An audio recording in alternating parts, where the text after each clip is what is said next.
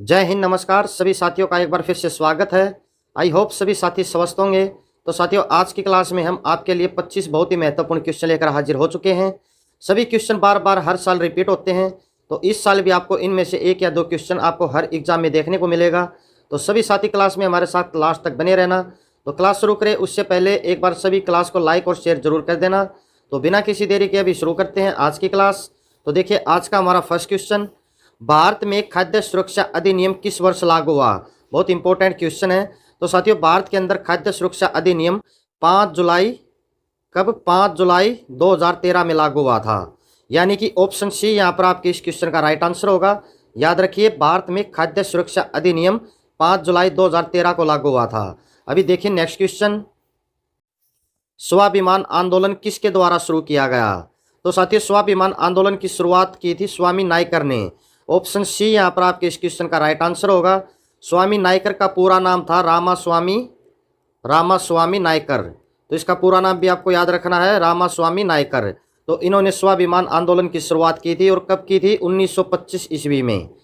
स्वाभिमान आंदोलन की शुरुआत स्वामी नायकर ने सन 1925 में इसकी शुरुआत की थी। अभी चलते हैं अगले क्वेश्चन पर। भारतीय साक्ष्य अधिनियम कब अस्तित्व में आया? काफ़ी इंपॉर्टेंट क्वेश्चन है, हर साल किसी न किसी एग्जाम में रिपीट होता है ये। तो साथियों, भारतीय साक्ष्य अधिनियम 1 सितंबर 1872 ईस्वी में ये अस्तित्व में आया। तो ऑप्शन सी यहाँ पर इस क्वेश्चन का राइट आंसर होगा। साथियों, भारतीय साक्ष्य अधिनियम, तो इसका भी नया नाम क्या है? तो इसका भी नया नाम है भारतीय न्याय संहिता। भारतीय न्याय संहिता 2023, अभी ये इसका नया नाम है। पहले इसका नाम क्या था? भारतीय साक्ष्य अधिनियम। और ये कब अस्तित्व में आया था? 1 सितंबर 1872 को। अभी देखिए अगला क्वेश्चन, सूरदास निम्नलिखित में से किस मुगल शासक के समकालीन थे? बताइए कि सूरदास किस मुगल शासक के समकालीन थे? तो साथियों, सूरदास थे किसके समकालीन? अकबर के। ऑप्शन बी यहाँ पर इस क्वेश्चन का राइट आंसर होगा। अकबर और सूरदास की मुलाकात कहाँ पर हुई थी? तो इनकी मुलाकात हुई थी मथुरा के अंदर, उत्तर प्रदेश के मथुरा में सूरदास और अकबर की मुलाकात हुई थी। अभी चलते हैं अगले क्वेश्चन पर। कौन सा देश महान भौगोलिक रचना भारतीय उपमहाद्वीप में शामिल नहीं है? बताइए कि कौन सा देश महान भौगोलिक रचना भारतीय उपमहाद्वीप में शामिल नहीं है? तो साथियों, म्यांमार देश है जो ये भारतीय उपमहाद्वीप में शामिल नहीं है। तो ऑप्शन बी यहाँ पर इसका राइट आंसर होगा। तो अभी चलते हैं अगले क्वेश्चन पर। साहिवाल किसकी एक किस्म है? तो साथियों, साहिवाल है जो ये गाय की एक किस्म है। तो ऑप्शन डी यहाँ पर आपके इस क्वेश्चन का राइट आंसर होगा। याद रखिए, साहिवाल किसकी किस्म है? गाय की एक किस्म है ये। अभी चलते हैं अगले क्वेश्चन पर। मोहम्मद गजनी ने थानेसर पर कब आक्रमण किया? बहुत इंपॉर्टेंट क्वेश्चन है। तो साथियों, मोहम्मद गजनी ने थानेसर पर आक्रमण किया था 1014 ईस्वी में। ऑप्शन बी आपके इस क्वेश्चन का राइट आंसर होगा। तो साथियों, मोहम्मद गजनी ने 1000 से 1027 ईस्वी तक, कब से कब? 1000 से 1027 ईस्वी तक भारत पर 17 बार इन्होंने आक्रमण किया था। किसने? मोहम्मद गजनी ने। तो याद रखिए, मोहम्मद गजनी ने थानेसर पर 1014 ईस्वी में आक्रमण किया, और मोहम्मद गजनी ने भारत पर 1000 से 1027 ईस्वी तक टोटल 17 बार आक्रमण किया था। अभी चलते हैं अगले क्वेश्चन पर। किस व्यक्ति को भाखड़ा नांगल बांध का जनक कहते हैं? तो साथियों, चौधरी छोटू राम को भाखड़ा नांगल बांध का जनक कहते हैं। ऑप्शन बी आपके इस क्वेश्चन का राइट आंसर होगा। याद रखिए, चौधरी छोटू राम को भाखड़ा नांगल बांध का जनक भी कहा जाता है। तो अभी चलते हैं अगले क्वेश्चन पर। पृथ्वी के चारों ओर अदृश्य गैस की चद्दर क्या कहलाती है? बहुत इंपॉर्टेंट क्वेश्चन है। बताइए कि पृथ्वी के चारों ओर जो अदृश्य गैस की चद्दर है उसको क्या कहते हैं? तो साथियों, पृथ्वी के चारों ओर जो अदृश्य गैस की चद्दर है तो उसको वायुमंडल कहते हैं। ऑप्शन डी यहाँ पर आपके इस क्वेश्चन का राइट आंसर होगा।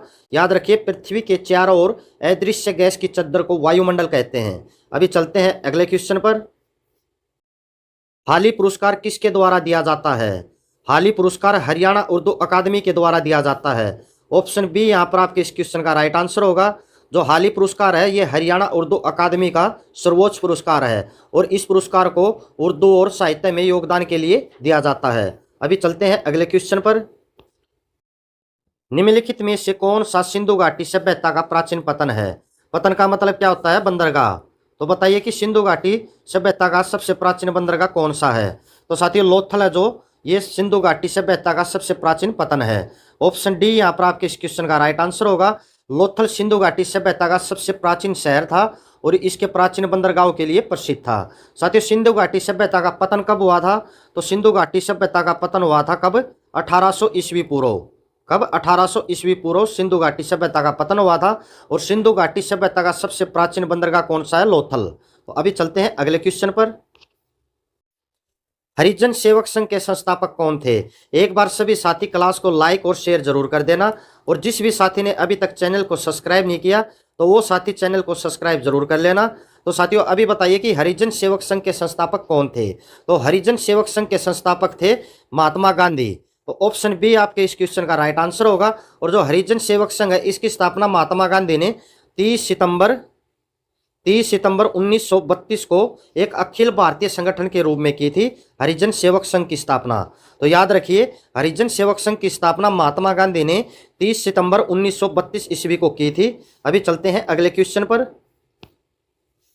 जनरल डायर की हत्या किसने की थी? काफी इंपॉर्टेंट क्वेश्चन है। बताइए कि जनरल डायर की हत्या किसने की थी? तो साथियों, जनरल डायर की हत्या की थी उधम सिंह ने। ऑप्शन डी आपके इस क्वेश्चन का राइट आंसर होगा। उधम सिंह ने लंदन के अंदर, कहां पर की थी इसकी हत्या? लंदन के अंदर 13 मार्च 1940 को जनरल डायर की हत्या की थी। तो याद रखिए, जनरल डायर की हत्या उधम सिंह ने लंदन में 13 मार्च 1940 ईस्वी में की थी। अभी चलते हैं अगले क्वेश्चन पर। राष्ट्रीय युवा दिवस का संबंध किससे है? राष्ट्रीय युवा दिवस का संबंध है स्वामी विवेकानंद से। ऑप्शन सी यहाँ पर आपके इस क्वेश्चन का राइट आंसर होगा। हर साल राष्ट्रीय युवा दिवस कब मनाया जाता है? तो 12 जनवरी को हर साल राष्ट्रीय युवा दिवस मनाया जाता है। किसकी? स्वामी विवेकानंद की जयंती पर हर साल राष्ट्रीय युवा दिवस मनाया जाता है। अभी देखिए नेक्स्ट क्वेश्चन।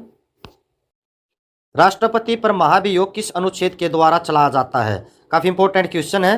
राष्ट्रपति पर महाभियोग अनुच्छेद 61 के द्वारा चला जाता है। तो ऑप्शन बी आपके इस क्वेश्चन का राइट आंसर होगा। अभी चलिए नेक्स्ट क्वेश्चन पर। सांबर झील किस राज्य में स्थित है? साथियों, सांबर झील है राजस्थान राज्य में स्थित। ऑप्शन डी यहाँ पर आपके इस क्वेश्चन का राइट आंसर होगा। सांबर झील जो ये खारे पानी की झील है। कौन से पानी की झील है? ये खारे पानी की झील है और ये राजस्थान के जयपुर के पास में है। कहाँ पर? जयपुर के पास में स्थित है और इसके चारों तरफ है जो अरावली की पहाड़ियों ने इसको घेर रखा है। तो अभी चलते हैं अगले क्वेश्चन पर। पारादीप बंदरगाह किस राज्य में स्थित है? पारादीप बंदरगाह भारत के उड़ीसा राज्य में स्थित है। ऑप्शन बी यहाँ पर आपके इस क्वेश्चन का राइट आंसर होगा। याद रखिए, पारादीप बंदरगाह उड़ीसा राज्य में स्थित है। अभी चलते हैं अगले क्वेश्चन पर। स्वेज नहर का निर्माण कब हुआ था? काफी इंपॉर्टेंट क्वेश्चन है। एसएससी जीडी 2023 के अंदर भी ये क्वेश्चन पूछा गया था। तो बताइए कि स्वेज नहर का निर्माण कब हुआ था? तो साथियों, स्वेज नहर का निर्माण हुआ था 1869 के अंदर। ऑप्शन डी आपके इस क्वेश्चन का राइट आंसर होगा। याद रखिए, स्वेज नहर का निर्माण 1869 ईस्वी में हुआ था। अभी चलते हैं नेक्स्ट क्वेश्चन पर। लोहा उत्पादन में प्रथम स्थान कौन से देश का है? बताइए कि लोहा उत्पादन में विश्व के अंदर सबसे पहला स्थान किस देश का है? तो लोहा उत्पादन में पहला स्थान है ऑस्ट्रेलिया का। ऑप्शन बी यहाँ पर आपके इस क्वेश्चन का राइट आंसर होगा। याद रखिए, लोहा उत्पादन में पहला स्थान ऑस्ट्रेलिया का है। अभी चलते हैं अगले क्वेश्चन पर। यूरेनियम उत्पादन में प्रथम स्थान पर कौन सा देश है? बताइए, विश्व के अंदर यूरेनियम उत्पादन में पहला स्थान है जो वो किस देश का है? तो साथियों, यूरेनियम उत्पादन में पहला स्थान है कजाकिस्तान देश का। ऑप्शन डी यहाँ पर आपके इस क्वेश्चन का राइट आंसर होगा। याद रखिए, यूरेनियम उत्पादन में पहला स्थान कजाकिस्तान देश का है। अभी चलते हैं अगले क्वेश्चन पर। भारतीय संविधान को पहली बार कब संशोधित किया गया? इंपॉर्टेंट क्वेश्चन है। बताइए कि भारतीय संविधान में पहली बार कब संशोधन किया गया था?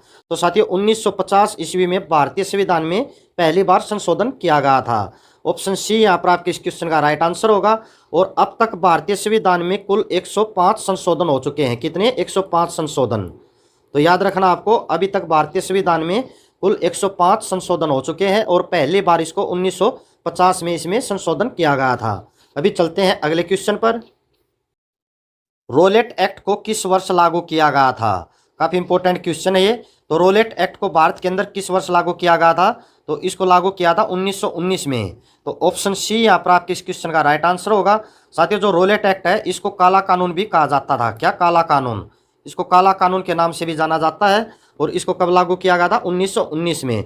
और जिस टाइम पर रोलेट एक्ट को लागू किया उस टाइम पर भारत के गवर्नर कौन थे? तो लॉर्ड चेम्सफोर्ड।